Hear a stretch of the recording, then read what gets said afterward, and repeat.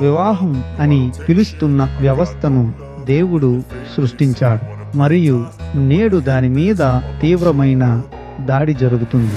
ఈ ప్రకటన మీకు వింతగా అనిపించవచ్చు, అయితే చాలా అర్థవంతమైన ప్రతికూల ప్రభావాలు భార్యాభర్తల మధ్య సంబంధాల నుండి ఉద్భవిస్తాయి. ఒక జంట వివాహం చేసుకున్న తర్వాత ప్రతి భాగస్వామి వారికి సొంత అవసరాలు మరియు కోరికలు తీర్చుకోవడానికి తీవ్రంగా ప్రయత్నిస్తారు. సమయం గడిచే కొద్దీ నిరాశ, చిరాకు, కోపం వారిని బోధిస్తాయి. తద్వారా ఇది పగ మరియు ప్రతీకారానికి దారితీస్తుంది. ఇద్దరు వ్యక్తులు మంచి ఆశయాలతో, మంచి ఉద్దేశాలతో వివాహ జీవితంలోనికి ప్రవేశించినప్పుడు చాలా వివాహాలు ఎందుకు విఫలమవుతున్నాయి?